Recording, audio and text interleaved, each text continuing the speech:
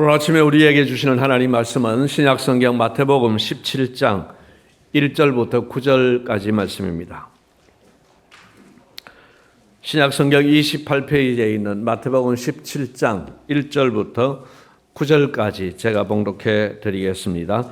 엿새 후에 예수께서 베드로와 야고보와 그 형제 요한을 데리시고 따로 높은 산에 올라가셨더니 그들 앞에서 변형되사 그 얼굴이 해같이 빛나며 옷이 빛과 같이 희어졌더라.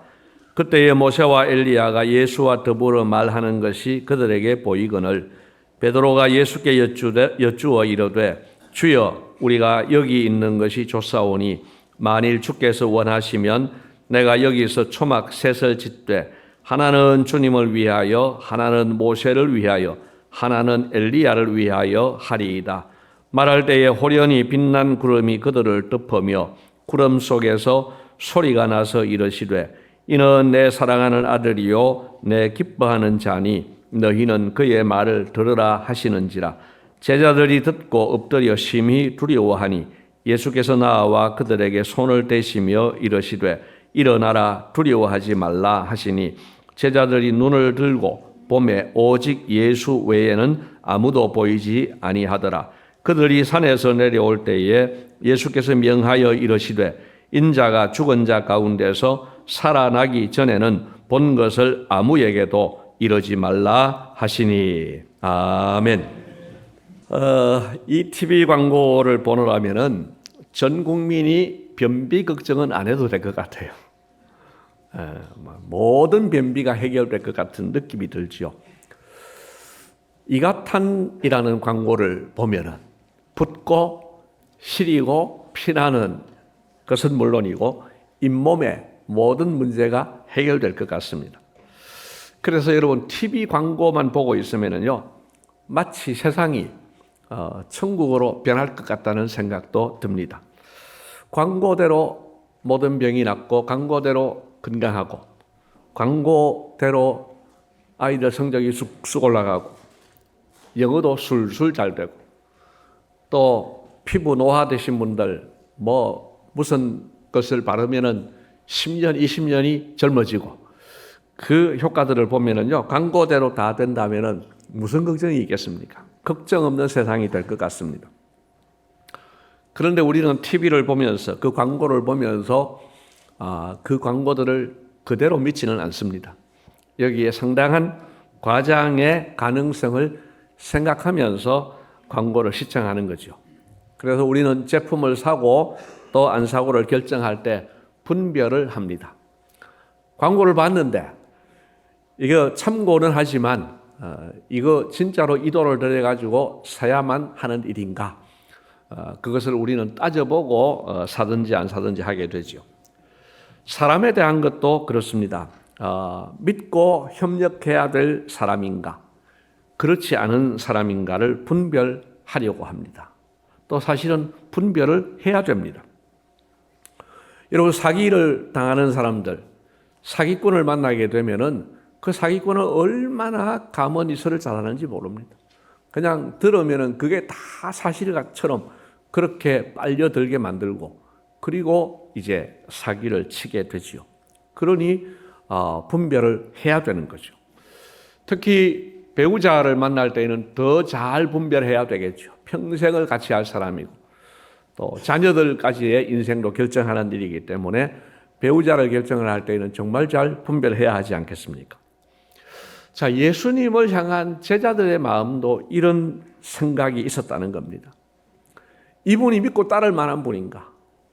이분에게 내 평생을 걸어도 좋을 만한 분인가를 왜 안 따져보겠습니까? 따져봐야 되죠. 자, 오늘 마태복음 17장이 있는데 여기까지 오는 동안에 이미 제자들은 사실은 예수님을 믿고 따라왔습니다. 자기들의 생업을 버리고 예수님에게 헌신을 했습니다. 그래서 몇 년을 따라다녔습니다.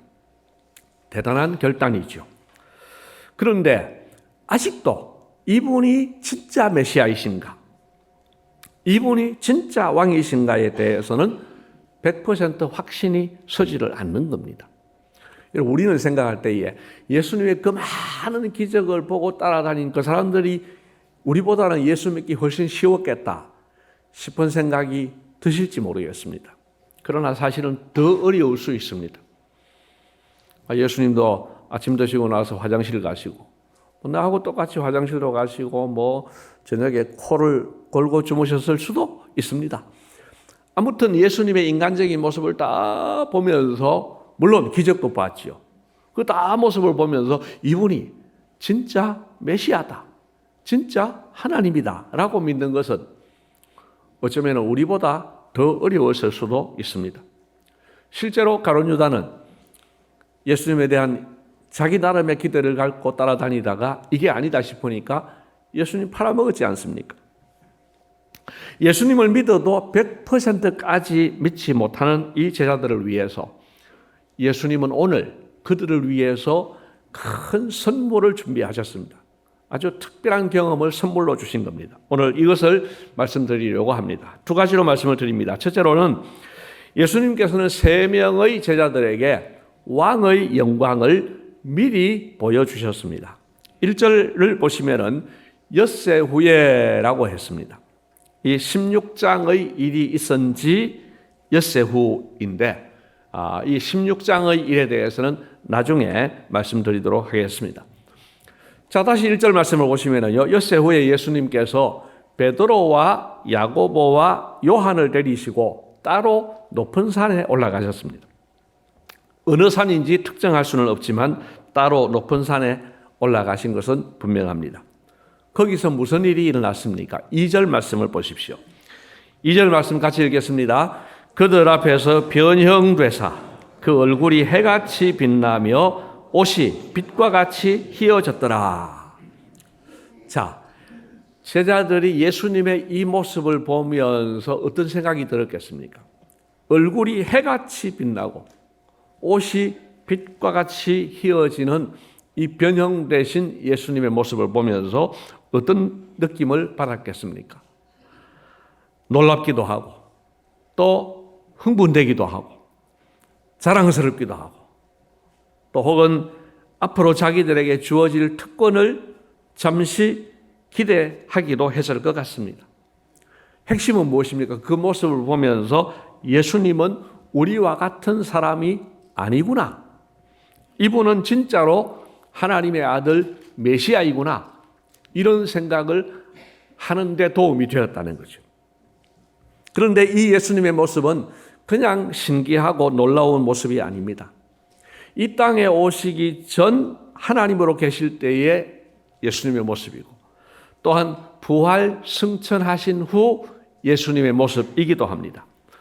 요한계시록 1장 16절 말씀을 보시면요, 예수님께서 부활하고 승천하신 후 약 60년 세월이 지난 후에 예수님께서 사도 요한에게 나타나신 모습이 기록되어 있습니다. 거기 마지막에 보니까 뭐라고 합니까? 그 얼굴은 해가 힘있게 비치는 것 같더라. 오늘 방금 읽은 2절 말씀하고 같은 말씀이죠? 해가 힘있게 비치는 것 같더라고 했습니다. 자, 그 다음에 3절 말씀에 어떤 일이 일어났습니까? 우리 3절도 같이 한번 읽겠습니다. 그때에 모세와 엘리야가 예수와 더불어 말하는 것이 그들에게 보이거늘. 아멘. 여러분, 모세는 어떤 사람입니까? 이스라엘 백성들에게 영웅이며 신비의 인물입니다. 그는 하나님을 대면하여 만난 사람입니다.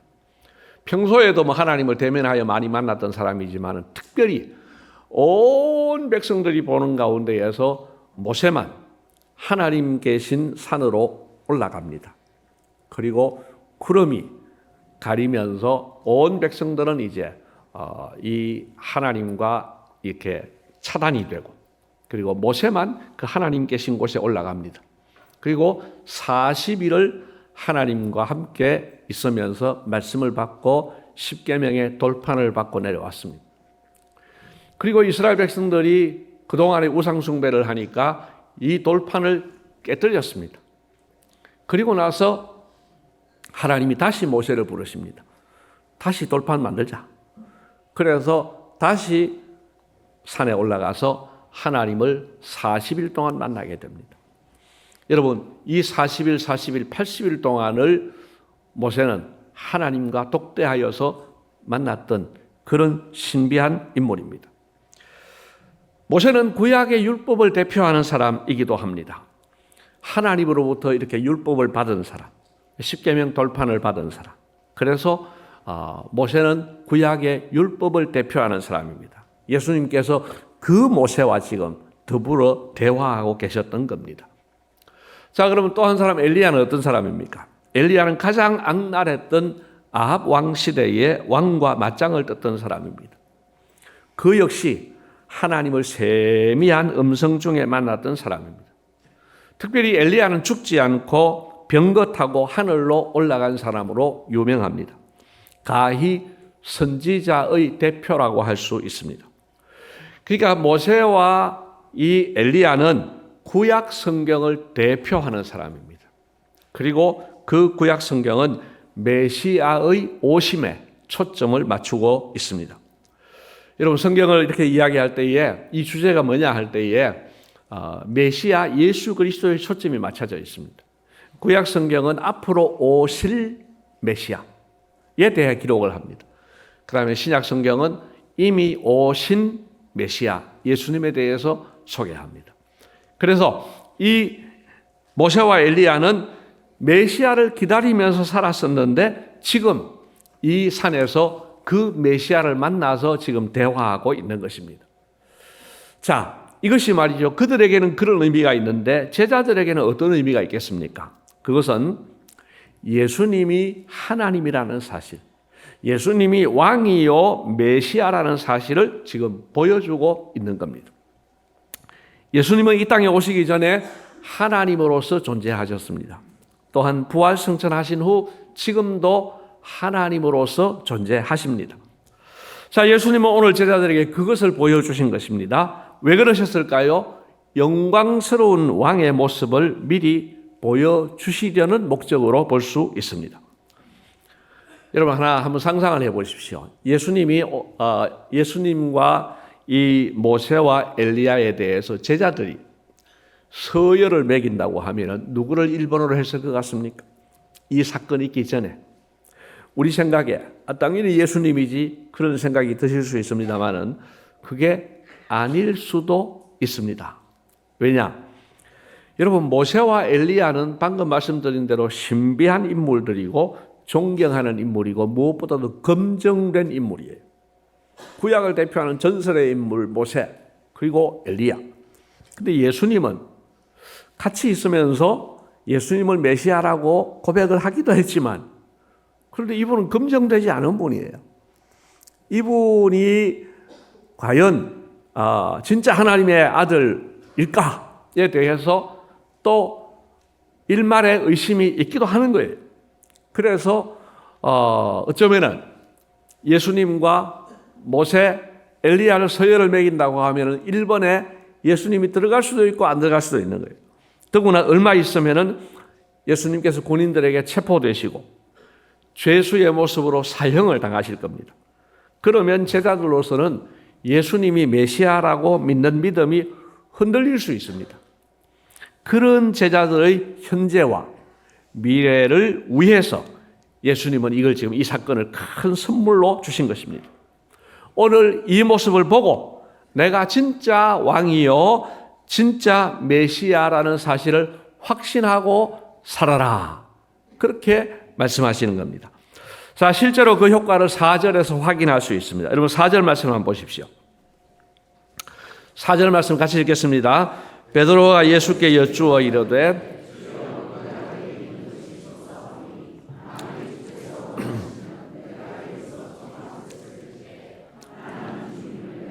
하나는 모세를 위하여 하나는 엘리야를 위하여 하리이다. 아멘. 2절 3절의 모습을 보면서 제자들 서열 정리 끝났습니다. 주님이 1번입니다. 그리고 모세와 엘리야입니다. 제자들은 이 경험을 통해서 예수님이 메시아라는 확신을 갖게 되었을 것입니다. 오고 오는 많은 핍박 가운데서도 믿음을 지키는데 큰 힘이 되었을 것입니다. 그리고 자신들도 이 예수님이 이렇게 영광스러운 모습으로 변형되신다고 하면 이 주님을 따르는 우리도 동일한 은혜를 누리게 될 것이다 하는 믿음을 갖게 되었겠죠. 예수님은 이렇게 제자들의 눈높이에 맞춰서 꼭 필요한 도움을 주셨습니다. 그리고 이것은 오늘 우리에게도 해당되는 은혜입니다. 저와 여러분은 예수님을 메시아로 또는 왕으로 믿는다고 고백합니다. 그러나 그것이 믿어질 때도 있지만 실제 삶 속에서 예수님을 왕으로 인정하지 못하고 살아갈 때도 꽤 많이 있을 것입니다. 그럴 때 우리는 오늘 본문의 예수님 모습을 생각하십시다. 그리고 요한계시록 1장에 나타난 예수님의 그 모습을 묵상하십시다. 그래서 예수님을 나의 구주로 확신하면서 살아가시기를 주님의 이름으로 축복합니다. 여러분, 예수님은 상상할 수 없는 영광과 권세를 갖고 계시는 하나님 나라의 왕이십니다. 이 왕의 모습을 우리에게 미리 보여주셨습니다. 그것은 이 왕을 배반하지 말아라는 거예요. 이 왕을 의심하지 말고 확신하시라는 겁니다. 또한 이 왕을 기대하면서 살아가라는 것입니다. 또한 나도 그 영광에 동참할 것을 기대하라는 것입니다. 여러분, 예수를 믿는 것은 우리에게 이 놀라운 영광이 주어지는 길입니다. 여러분, 이 사실을 꼭 확신하면서 살아가시기를 다시 한번 주님의 이름으로 축복합니다. 두 번째로 하나님께서는 이렇게 말씀하십니다. 너희는 그의 말을 들으라. 이렇게 말씀하셨습니다. 여러분, 5절 말씀을 한번 보십시오. 5절 말씀 같이 읽습니다. 말할 때에 호련히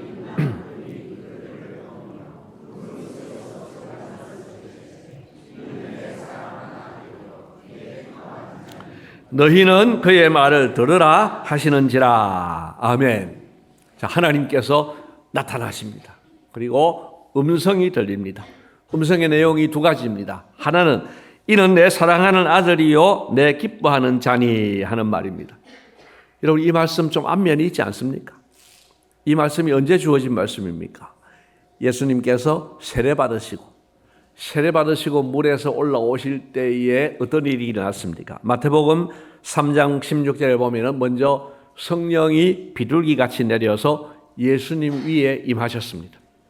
그리고 3장 17절에 하늘로부터 소리가 있어 말씀하시되 뭐라고요? 이는 내 사랑하는 아들이요 내 기뻐하는 자라 하십니다. 그러니까 예수님께서 세례받고 올라오실 때에도 하나님이 이 말씀을 하셨고, 오늘 예수님의 모습이 변형된 이 모습 가운데에서 그 세 명의 제자들에게 이 말씀을 하신 것입니다. 그것은 무슨 뜻이겠습니까? 이분에 대해서 의심하지 말아라. 이 예수님에 대해서 너희들이 이분이 맞는가 안 맞는가 그거 생각하지 말아라. 내가 내 사랑하는 아들이라는 사실을 내가 보증하마. 그렇게 말씀하시는 겁니다. 그리고 그 다음 주어지는 말씀이 무엇입니까? 너희는 그의 말을 들으라고 하셨습니다. 여러분, 이 말씀은 16장과 연관성이 있어 보입니다. 여러분, 16장은 굉장히 중요한 사건입니다. 마태복음 16장. 예수님께서 제자들을 데리고 근 3년을 데리고 다니시면서도요, 예수님의 본색을 드러내지 않으셨습니다. 여기 본색이라고 하는 것은 예수님의 진짜 모습입니다. 예수님이 앞으로 죽으시고 그리고 부활하실 것, 이것에 대해서 한 번도 말씀을 안 하신 거예요. 그리고 그들이 예수님을 그리스도라고 인정하는가에 대해서도 확인한 적이 없습니다. 때가 되면 이제는 확인해야 될 때다. 그래서 예수님이 확인을 하십니다. 16장 14절에 보면은 이제 예수님이 그렇게 말문을 여십니다. 13절에 보면은 사람들이 나를 누구라고 하더냐. 제자들이 막 이야기를 하죠. 그러면서 예수님이 15절에 핵심 질문을 던집니다. 너희는 나를 누구라 하느냐. 그때 잘 아시는 대로 16절 말씀에 베드로가 유명한 신앙 고백을 하죠. 주는 그리스도시요 살아계신 하나님의 아들이십니다. 이 고백은 완벽한 신앙 고백입니다. 이 신앙 고백이 기초가 되어서 오늘 우리가 사도신경 신앙 고백하는 것이 만들어졌습니다. 발전되고 더 발전되어서. 그런데 문제가 생겼습니다. 이렇게 완벽한 신앙 고백을 했고 예수님으로부터 칭찬도 받았습니다. 그래서 21절에 가보면은 예수님께서 이제 처음으로 하시는 일이 나옵니다. 이때로부터 하는 말이 나옵니다. 이때로부터. 이 베드로가 신앙 고백을 하고 예수님께서 그것을 칭찬하고 난 그때로부터 예수님께서 이제는 이 제자들을 좀 믿어도 되겠다. 그래서 예수님이 자신의 본래 계획을 말씀하십니다. 내가 앞으로 고난을 당할 거다. 그리고 내가 죽을 거다. 그리고 3일 후에 다시 살아나게 될 것이다. 라고 말씀을 처음으로 비로소 말씀을 하신 거예요. 그랬는데 베드로가 어떻게 반응을 합니까? 16장 22절을 보십시오. 16장 22절 같이 읽습니다. 베드로가 예수를 붙들고 이 일이 결코 죽게 미치지 아니하리이다. 자, 이 말씀을 그대로 두고 한번 보십시다. 이 말씀은요, 그냥 베드로가 예수님 걱정해서 하는 말 정도로 보이지만 그렇지 않습니다. 원문의 단어를 보면은 좀 더 심각한 이야기입니다. 여기 붙들고 하는 이 말의 원어는요, 강압적으로 붙잡고 강권하는 모습이라고 했습니다. 강압적으로 붙잡고 강권한다. 그리고 항변한다는 말은 조금 더 나아갑니다. 꾸짖다, 견책하다, 강력히 책망하다. 여러분 방금 메시아라고 고백한 그 예수님을 향하여 이렇게 지금 하고 있는 거예요. 책망하고 있는 거예요. 그리고 주여 그리 마옵소서 이 말도 그 일이 당신과는 전혀 관계가 없을 겁니다. 하나님이 금하실 겁니다. 베드로가 지금 하나님이에요. 베드로가 지금 다 결정하고 있는 거예요. 자, 종합해 봅시다. 지금 베드로는 하나님의 뜻에는 관심이 없어요. 그리고 자기 생각대로 말하고 있습니다. 자기가 예수님을 메시아로 고백을 했어요. 그렇지만 베드로가 생각하는 메시아 속에 고난이라는 것은 없습니다. 죽음이라는 것도 없습니다. 그냥 일반 상식입니다. 그가 그리스도니까, 그가 메시아니까 그는 영광을 받으실 것이다. 이것만 있는 거예요. 근데 예수님께서 고난과 죽음을 이야기하시니까 이거 뭐 멘붕이 오는 거예요. 그럴 수는 없지. 그러고 지금 다른 태도를 취한 겁니다. 결국 베드로는 예수님으로부터 심각한 책망을 받지요. 23절의 말씀을 보면 예수님은 한편으로는 참 독설가이신가 이런 생각이 들 정도입니다. 얼마나 돌직구를 날리십니까? 사탄아 내 뒤로 물러가라. 목사가 교인한테 이 말 한마디 했다면 이제 목사를 끝일 거예요 아마. 근데 예수님은 이런 말씀하셨어요. 사탄아 내 뒤로 물러가라. 너는 나를 돕는 자가 아니라 너 나 넘어지게 하는 자다. 네가 하나님의 일을 생각하지 않고 사람의 일을 생각하는구나 하고 아주 베드로에게 평생 잊지 못할 아주 충격적인 꾸중을 하셨습니다. 그리고 이어지는 24절에서 28절 사이에 예수님은 십자가의 길과 그 후에 받으실 영광에 대해서 차근차근 설명해 주셨습니다. 그런데 그 이후에 제자들의 반응은 성경이 생략하고 있습니다. 그 사건이 있은 후 엿새 후입니다. 그들이 오늘 이 일을 경험하게 되었는데 하나님께서 3명의 제자들에게 말씀하시는데 너희는 그의 말을 들으라고 하신 겁니다. 여러분 어떤 일을 안건을 두고 의논을 할 때 서로 견해가 다를 수 있습니다. 사실은 견해가 다른 게 정상입니다. 사람마다 생각이 다른 게 정상이죠. 그런데 때로는 심각하게 다를 때가 있습니다. 특별히 교회 안에서 그렇습니다. 교회 안에서 심각하게 다를 때가 있습니다. 자, 두 그룹이든 두 사람이든 좋습니다. 둘이 있습니다. 둘 다 하나님을 사랑해요. 둘 다 교회를 사랑해요.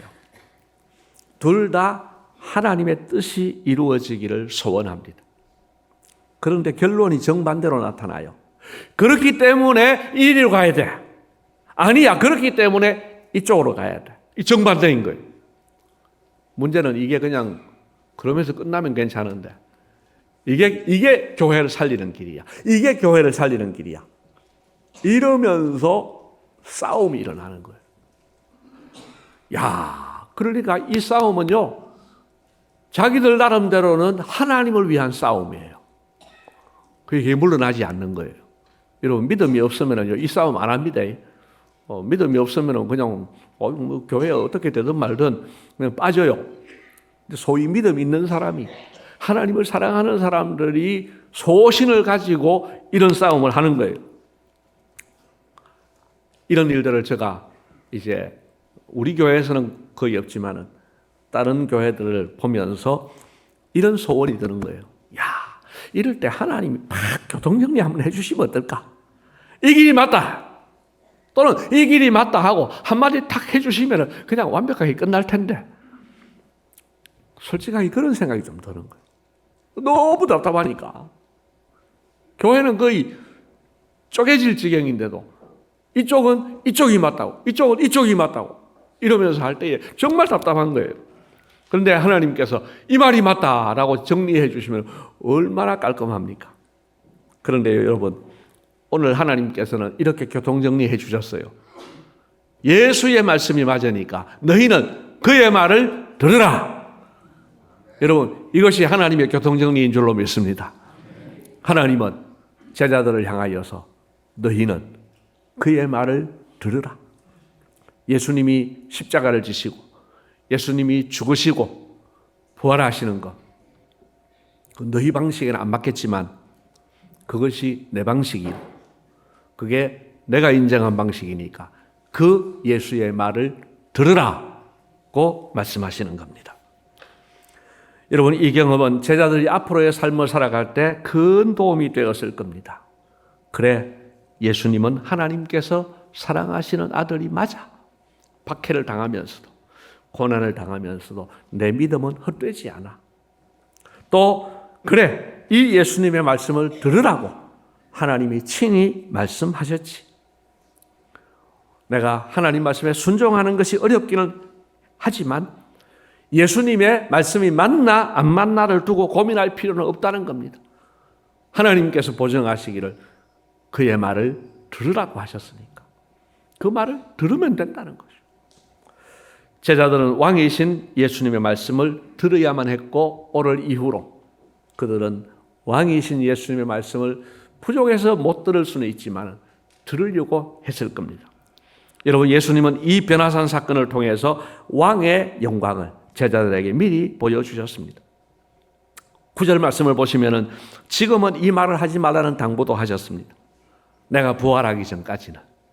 그러나 내가 부활한 이후에는 이 말도 해서, 그래서 다른 제자들도, 이 일을 보지 않은 다른 사람들도 이 일을 알도록 해서 내가 메시아라는 사실을 분명히 믿고 또 내가 한 말을 듣도록 해라 라고 말씀하시는 거죠. 제자들이 예수님을 따르는 데 있어서 이 사건은 큰 도움이 되었을 것입니다. 여러분, 이 말씀은, 이 혜택은 우리에게도 포함됩니다. 우리에게도 이 혜택은 주어집니다. 여러분, 이 사건을 우리는 눈으로 보지는 않았습니다. 그러나 이 성경 말씀에 기록된 것을 우리는 믿음의 눈으로 보아야 할 줄로 믿습니다. 이것을 믿음의 눈으로 볼 때에 이 사건이 나에게 보여진 것처럼, 내가 육안으로 본 것처럼 믿을 수 있는 거죠. 예수님은 확실히 메시아이시고 우리의 구주이십니다. 우리는 예수님의 말씀을 들어야 하겠습니다. 이런 확신을 가지고 살아라고 오늘 말씀해 주시는 겁니다. 주님께서, 사랑하시는 성도 여러분, 오늘 말씀을 통해서 예수님께서는 우리에게도 왕의 영광을 미리 보여주셨습니다. 우리는 부활하신 예수님에 대해서도 알고 있으며 요한계시록의 예수님도 알고 있습니다. 그래서 우리는 어쩌면 베드로보다도 예수님을 믿고 아는 일에 있어서 훨씬 더 유리한 조건을 가지고 있다고 볼 수 있습니다. 여러분, 부디 우리 모두 예수님을 진짜 왕으로 인정하시고 그 말씀에 순종하면서 살아가시기를 주님의 이름으로 축복합니다. 고맙습니다, 주님. 왕의 영광을 미리 보여주심으로써 믿음 없는 제자들, 믿음 없는 저희들이 흔들리지 않도록 도와주셔서 감사합니다. 하나님, 이러한 주님의 배려를 마음속 깊이 새기면서 평생에 이 주님을 구주로 믿고 하나님, 이 주님 말씀에 따르면서 살게 하여 주시옵소서. 예수님 이름으로 기도드리옵나이다. 아멘.